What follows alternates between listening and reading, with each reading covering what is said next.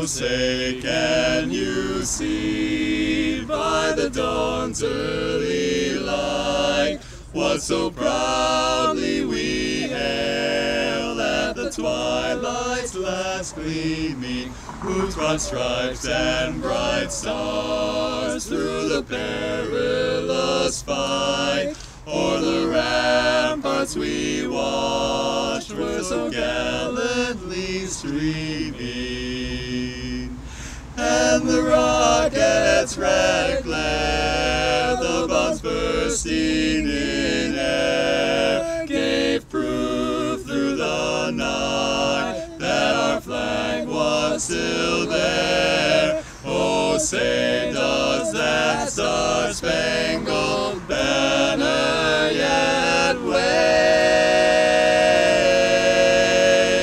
o'er the land of the free and the home of the brave?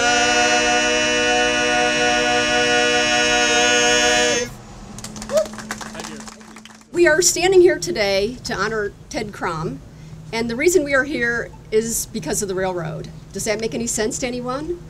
Who knows what I'm saying? Who knows where the county seat was prior to this? Say it if you know. It was in Newnansville, right? But we're not in Newnansville today. We're in Gainesville. And the reason we're in Gainesville is because the railroad came through here. And everybody wants to be close to a transportation network where they can easily access their homes or sell their products. So even though there was a new courthouse just built in Newnansville, once they realized the railroad was coming through here, they decided to make a new town. James Bailey did. He was going to cash in on this because this is part of his property. And to people that don't really know where the Bailey Plantation home was, it's way over on 6th Street. This is how much land he had. His property didn't even go to the railroad. The railroad is down on Depot Avenue, and his property ended right in front of the Hippodrome. But he cashed in anyhow and had the lots subdivided, and the county purchased it, and then there was a vote to decide whether to move the courthouse. Very controversial. It was at Boulevard Springs, and they said, we're going to build a town whether we move the courthouse here or not. And there was a vote taken, and you know the results today? We're here with the courthouse, the new one. So the town was laid out by James Bailey in 1853, and it was accepted in 1854, and we've been here ever since. But the courthouse was built in 1856 out of wood, and by the 1880s, less than 30 years later, the citizens were agitating for a new one and talking about the deteriorated condition, how we needed one that was better representative of our great county. And then people were saying we don't have the money, and I found an article from the 1880s, and they said maybe we should move the courthouse and put it at a different site instead of taking up valuable business space on the town square. So even back then, there was a lot of controversy. And then they interviewed citizens, and they said, do you think we should move it off the town square and move it to another location? But as we all know, the red brick courthouse was constructed right over there, and it was being built in 1885. Of course, this was big news, and the Tallahassee Weekly Floridian covered this, and it talks in March 12th of 1885, it reported that the new timbers have arrived.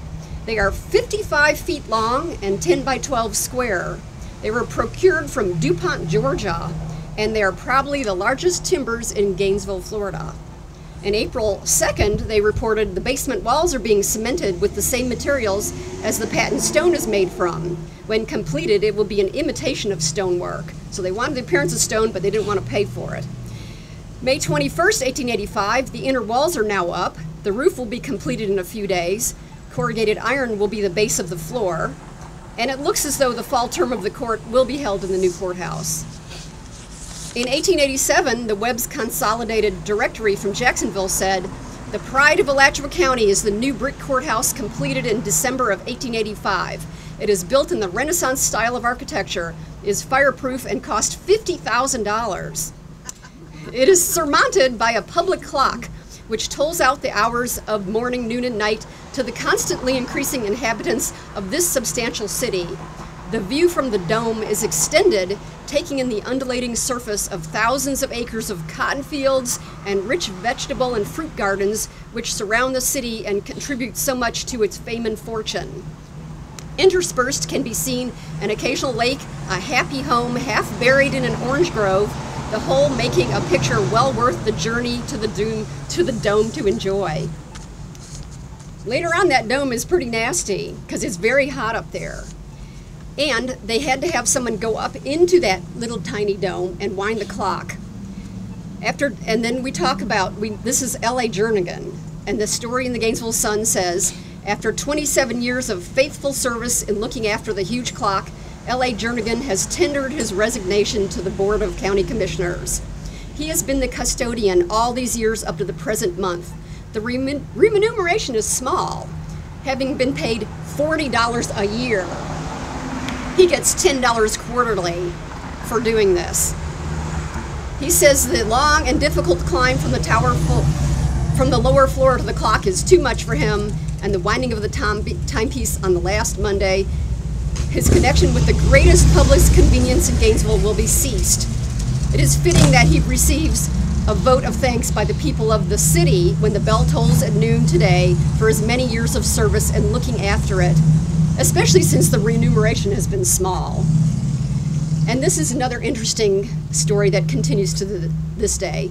While the amount paid out of the county funds annually for the clocks has been small, the Board of County Commissioners feels that it's up to the city now to pay for the clock's caretaking, even though it's in the county courthouse. The same thing we have today, the county clock in the city building. And they would like the city to take over the installation, the expenses, the repair, and the paying of the person to wind the clock. It does require rewinding every 8 days, and if it's not, someone new has not found, then the clock will cease to run. This is a convenience that Gainesville can ill afford to dispense with, and it's hoped the City Council, at its meeting on Monday night, will make provision to continue the activities. The people have learned to practically set their watch and get up and by the town clock, and the removal would be nothing short of a calamity. So as we know, the clock continued to run. And then by 1956, the article talks about Cole's Jewelers. Who remembers Cole's Jewelers? Cole's Jewelers is currently winding the clock and has said the ritual takes 30 minutes and calls for a bath afterwards because the heat is so horrible in the top of that little dome. Plus, the dirt is seldom cleaned out of there. The weights could be removed and an electric motor installed, which would eliminate the winding. But that wouldn't be practical now with plans for a new courthouse. And as we know, we have the new courthouse today. He talks about the early morning ritual. He says he'd come down in a pair of shorts at 6 a.m. in the summer in order to escape the heat of the day. And in the winter, it's wound at night. It's a Seth Thomas clock manufactured July 1st, 1885, which I'm sure the Croms will talk about the actual clock more. He talks about, in 1856, they talk about it being worn out. And when they talked with the Seth Thomas factory then, they didn't even have a record of this clock because it was so old. And the Gainesville Foundry Machine Works has renewed it and hasn't given any trouble since then. You had to wind this clock 240 complete turns with a large crank. The time mechanism takes only 100 turns. That's the striking mechanism's 240 turns. In cold weather, the clock has its slight tendency to run fast. And occasionally, Cole says, a friend or neighbor expresses a desire to accompany him. And they get quite the surprise when the clock strikes while they're up in the tower. It says that most people in the town could hear the clock. And I'm sure if you live downtown, you could hear it. I lived on 4th Avenue and 8th Street in the Duck Pond, and I could hear it back then. Although they talk about all the, pigeon debris, Christmas lights, cigar ashes, statues, and old gingerbread that must have adorned the courthouse at one time. This is what you have to pass to get into the attic. And at the center of the attic is a glass enclosure heavy with dust and fingerprints that contain the winding mechanism. Then another stairway up into the bell, where it gongs out the hours and the half hours. It's inscribed by Clinton Menley Bell Company, Troy, New York. And a break in the west face affords a good view of Gainesville. There are fluorescent lights that light the courthouse clock. Cole's father and brother had their turns at keeping the big clock going. And they talk about Louis Jernigan. Who remembers Louis Jernigan? Okay, so he remembers when his father had the clock duty, and he sometimes helped. One day he put off winding the clock because of a football game, and it came up on Saturday, a week later instead of Monday, and he discovered he couldn't get in because the county was closed. So he said that he actually climbed up a tree outside the courthouse, crawled in the window because he knew he couldn't let his father down. He would have never been forgiven if the clock had stopped. He said later he didn't realize how dangerous it was, but you know those young people, they take their life in their hands literally, but he didn't want to let his father down. And he said there was a time when everybody that lived in the city could hear the clock. Unfortunately, those days are over. Miss Catherine Turveville, in the courthouse office, she said the grandson of the man who installed the clock in 1885 comes by once a year to check on the clock and see how it's running. So this clock is very critical to Gainesville, and we have lost our beautiful courthouse. But Ted Crom was a historic preservationist, and he made a great effort to save the clock. And they, in fact, when they were tearing down the beautiful red brick courthouse, they didn't realize there was a time capsule in it. And they found several things in the time capsule, a large and small arrowhead, $100 and a $10 Confederate bill, a scrap of paper signed by Mr. J.W. Williams of Archer. That seems odd, but if you know where the Magnolia Plantation Bed and Breakfast is, down on Southeast 7th, it's the Baird House, and that was built by, Mr. Baird owned it from 1900 till the 1960s, but it was built by J.W. Williams of Archer, and I have a feeling that the contractor for the courthouse built that house, because you can see it's one of our most magnificent houses. So that's how J.W. Williams snuck that scrap of paper in the box. And then what's interesting is they didn't know what to do with the contents. They talked about donating it to the Florida State Museum or the Alachua County Historical Society, or donating it to Lucretia Thompson, a teacher at J.J. Finley, because her grandfather, the late Dr. R.L. Robb, placed the copper box there and put it in the cornerstone with copies of the Gainesville Sun. I don't know if anybody remembers the Robbs, but the Robb house is now a medical museum. And what's interesting is that I now live in the house that was built by Lucretia Thompson's father, the Dorsey House. So I have an amazing connection to this. I also, in 1983, I also donated, and my name is on the plaque. And I took pictures of the new courthouse clock tower being built. And I'll pass this around, never knowing that I would be here giving a speech. But we do want to consider the great efforts that Mr. Crom made in saving the courthouse clock. We lost the courthouse. Historic preservation wasn't really thought about at that time, but we have saved the clock and it still rings out. And the citizens of downtown can hear it, and we are very grateful to the Croms. Many of you know, my family and I have lived in this community about 10 years. My sister was living here prior to us moving here. And so one of the things that I enjoy the most as a commissioner, and this year as your mayor pro tem, is learning about individuals and families that have contributed so much to making our community what it is today. As Melanie mentioned, 76 years after that beautiful courthouse was built, and it had its flaws. People talked about leaky roofs, and it was very hot up there. We were just talking about how you really couldn't appreciate the clock because it wasn't visible to most folks if it was up in the tower. Today we can see how it works and see it here.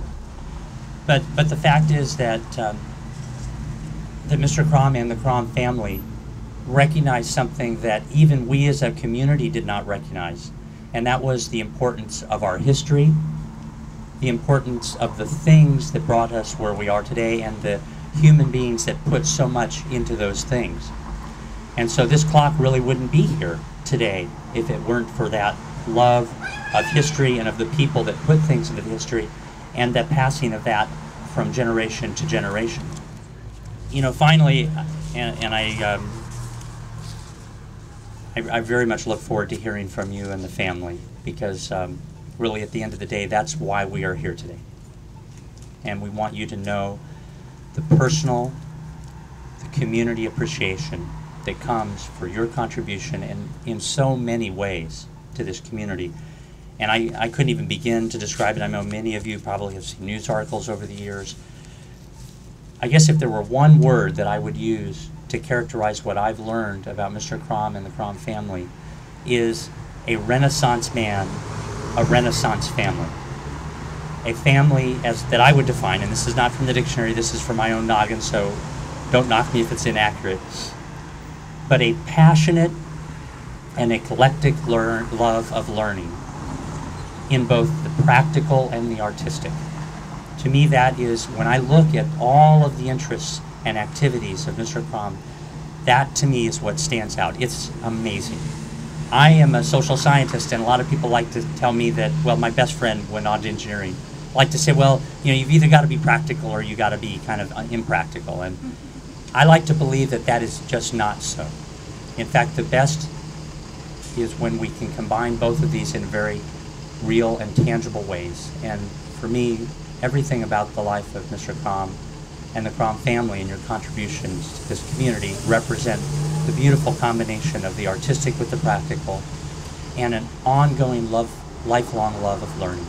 And you know, finally, in closing, I think just one thing to say, I would really like to believe, as a city commissioner today, that we would have had the good sense to have never let Mr. Crom leave our employment as the building inspector for the city of Gainesville. He wanted to take grasses while he left. Well, I can't promise you, we don't have a quorum here today, but I would believe that we would have the good sense to have never allowed that to have happened if it were today. And we want you to know the truly heartfelt appreciation of this entire community for you and your family and your contributions as represented in one small way by this clock. Thank you. Whereas the historic Seth Thomas clock was located in the Alachua County Court House in 1885 until its demolition in 1961, and whereas Theodore R. Crom was a world-renowned horologist, and I'm going to draw upon a news article for a better description of what horology is. This article from 1988 called it the science or art of measuring time or making timepieces. The proclamation says, one who studies clocks and time, who envisioned rescuing this window into the past as he recognized the historical significance of the clock and stored it at his home for a number of years while getting others to recognize the clock's value and leading to the effort to find a permanent home for it and to repair it to its full working order as the city's current clock tower, which was erected only in 1983. Whereas Ted Crom personally contributed his time, talent, and treasure to restore and preserve this piece of Gainesville and Alachua County history to its original working order, for he wished that Gainesville's community and its visitors would be able to enjoy this clock and its clock tower for many years. And whereas on August 10th, 2013, as the 92nd birthday, I guess I was going to try to leave that as a secret surprise, for Mrs. Winona Crom, his widow, and 2013 is the 30th anniversary of this clock's restoration and the building of this clock tower. And whereas the City of Gainesville and the County of Alachua wish to acknowledge Ted Crom and his family, of course, for the restoration and protection of this clock, and for your vision of a Gainesville landmark that is treasured by many, reminding us all of the link between our past, our present, and our future, and the needs for that to be acknowledged and remembered. And therefore, I, Edward R. Brady, our mayor, would like to have been here today, and also our chairman of our county commission, by the authority vested in them, do hereby proclaim August 10th, 2013 as Ted Crom Day in the city of Gainesville and the county of Alachua, and invite all of our citizens to join in honoring Ted Crom and his family for their vision and contribution to preserving this piece of our history. In witness whereof we've done by their hand and bead affixed the seal of the city of Gainesville and the county of Alachua, the 27th day of June, 2013. Thank you very much. I want to thank you all for coming out and appreciate all that. And I want to mention several other people that without them, this day wouldn't be here either. I started a couple years ago with Charlie Jackson.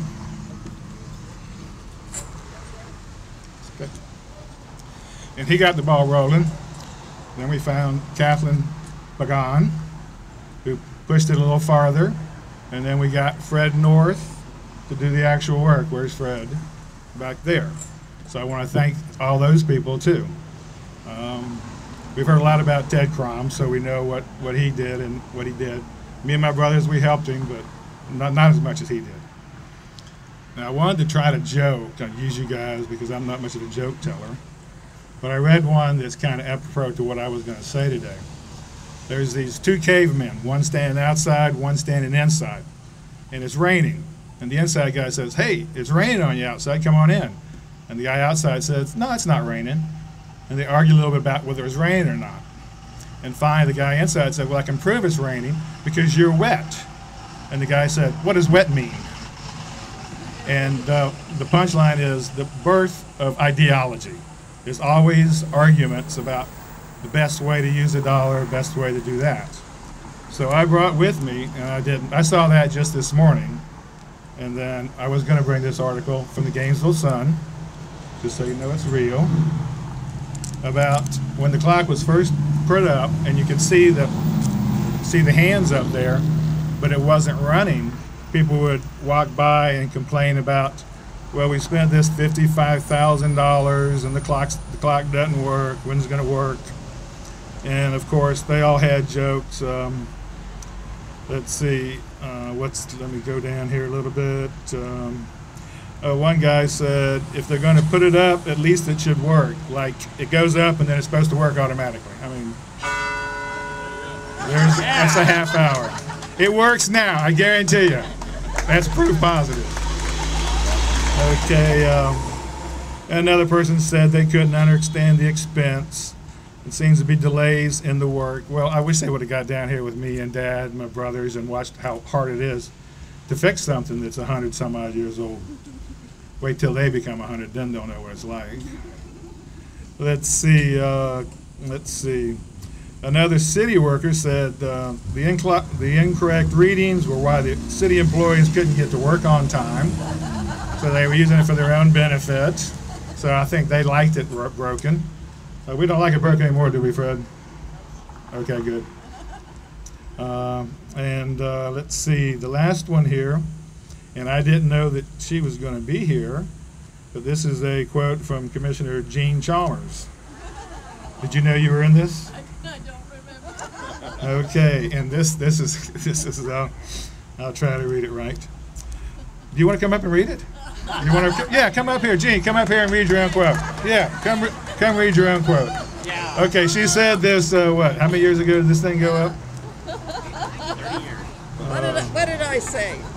People make remarks such as, "The clock is like the commission. It's right twice a day." But now the hands all have different times, so it's actually right 8 times a day, which is more like the commission. Thank you. Thank you. I didn't know she was going to be here. I really didn't. So that basically, I just want to thank you all and thank you for helping celebrate Mother's 92nd birthday. And her sister, Enid's daughter, is over there, and she's 96, I believe. And they've been in Gainesville all my life. Me and my brothers were born and raised in Gainesville. And from what this young lady said, we could hear it all the way over on 10th Avenue. Anybody know where the clock is over on 10th Avenue? That's where we live. And we could hear it from there back in the old days. I mean, pretty soon the traffic got too bad. Oh, yes. I want to add something. Yes, ma'am. At Addison Pound's wife was blind, and she would come down here and sit to hear this clock chime. Cool. It was the most important part of her life. Okay.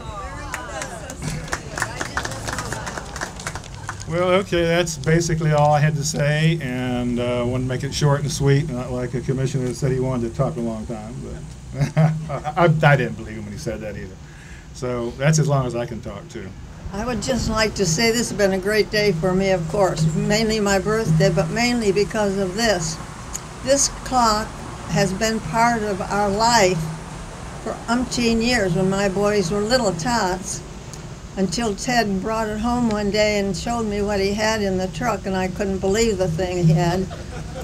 And I thought, oh boy, here we go. But the bell looked beautiful, and he immediately hung it up for me, and that was fine. But we have had that in our family for all these years, and it has been part of us and part of my family.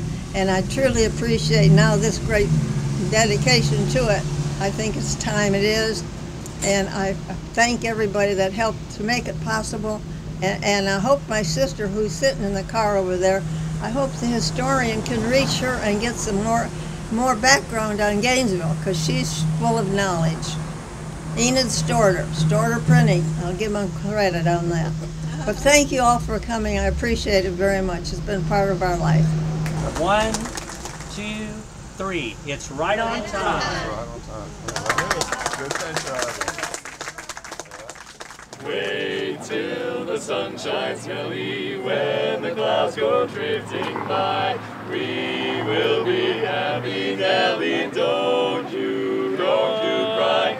Down Lover's Lane we'll wander, sweetheart, you and I. Wait till the sun shines, Nelly, by.